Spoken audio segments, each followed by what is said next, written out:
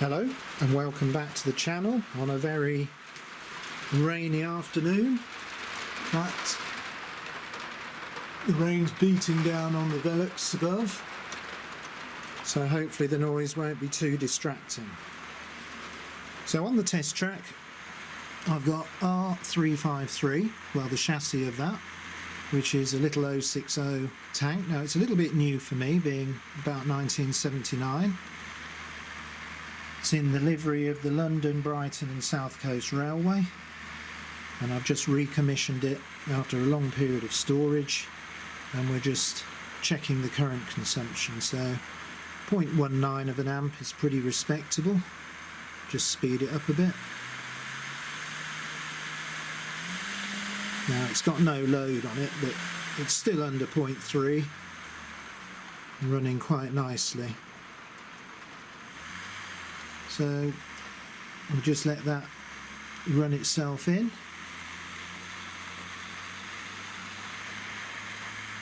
And hopefully I'll just slow it down a bit more. The brushes will bed nicely in. And next week we'll try that around the main line and see how it performs. Now, talking about the main layout, let's move over and have a quick look. I haven't really done any more track work. I've done a little bit more plating. Still haven't got quite enough to renew the back of the layout, but we're getting there.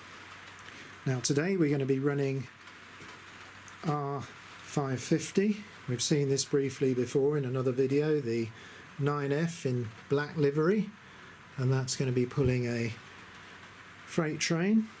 I've got some aggregate wagons, followed by jolly decent Guinness tank, 3 milk wagons and a brake, so quite a varied train there.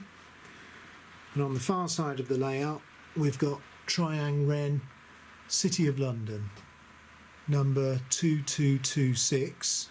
Now that number is the model number from the catalogue, not the locomotive running number.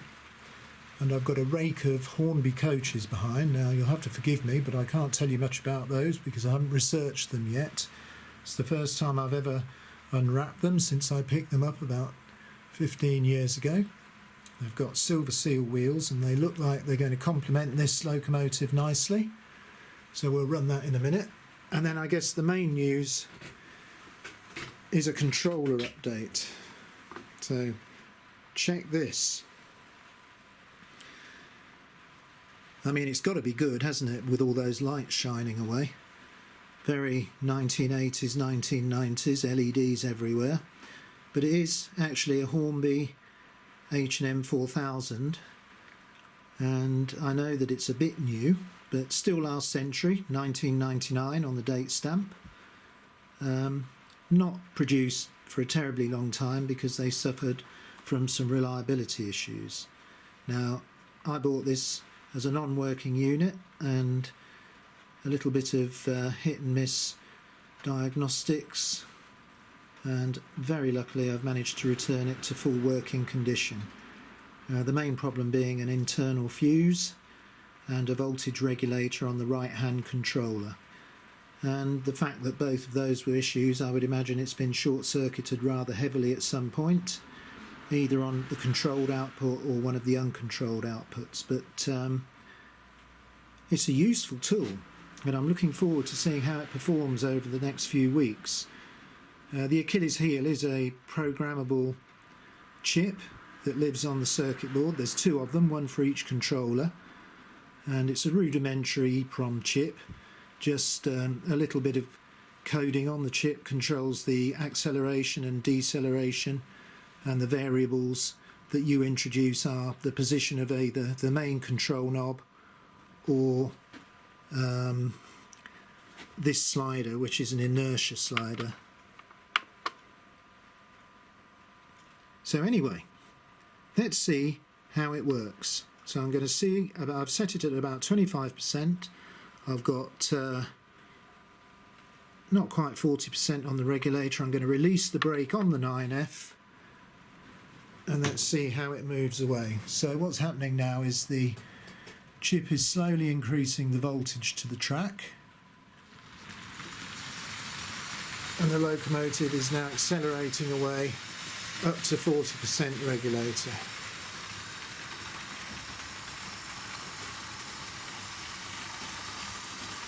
I know it's a bit gimmicky, but it's quite good fun timing the braking point. So you can sort of press the brake, which I will demonstrate in a minute, and then see how long it takes to slow down. So I'll press the brake on that diamond crossing. It's just coming to a stop there gently where we started off a minute ago.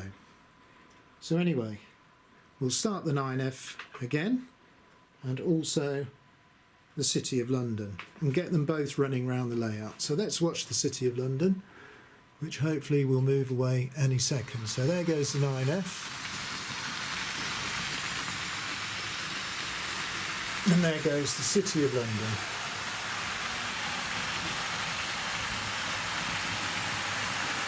So I'm going to reduce the speed of the passenger loco.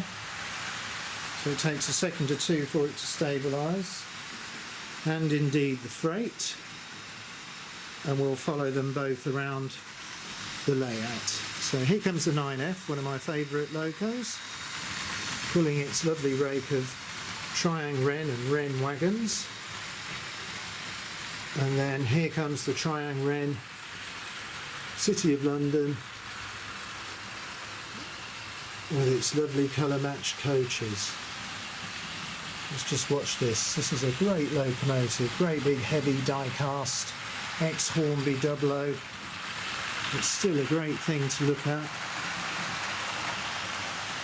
And both the motors seem to like this controller. I believe it's got some sort of feedback through the track for measuring current consumption. I haven't quite fully researched how they work yet, but some people complain that they get high frequency noises from motors and strange issues. I haven't encountered any of that yet. Other people say the motors run much hotter. I have got a digital thermometer, so what I might do on the next video is take a few temperatures, but we don't get any nasty burning smells, and the locos seem to run very nicely. So anyway, the City of London's coming along. Let's just get a look at that. And then there goes the 9F. So it's good fun learning how this controller works. And I think maybe if it is successful, I'll probably keep it for the two main lines and then use my trusty duet or clippers for the other parts of the railway. Now, I haven't really got any more updates. I'm just spending my time either recommissioning locos that haven't run for a long time and enjoying seeing them on the main lines, or I'm doing the highly boring job of setting up the nickel plating and doing a batch of rails. I'm going to start looking at my point motors. I have got some lever switches and bits and bobs over there, and start the process of wiring in some of these points on the back side of the layout. And I'm just waiting for the City of London to come past for a final look at it. Just running at a nice speed. This controller does seem to have the ability to keep the speeds fairly constant. It's just running nicely, coming over these sets of points, and even though the wheel flanges on this Triang Wren are much smaller, they would run quite well on code 100. They still seem to run fine on this Super 4, which is great news, because it's the best of both worlds. You can get the large wheels of the early Triang locos and some of these newer engines, and still like to run on it. So I really enjoy all types of locomotives, right from the late 50s up to these from the 70s, 80s and even early 90s. Well, thanks again for looking in at the channel. Next week I hope we can perhaps have some slight updates on the layout, maybe a bit of progress on the track, We'll run the little 060 locomotive I've got on the rolling road. But for this week, I think for now, I'll say goodbye.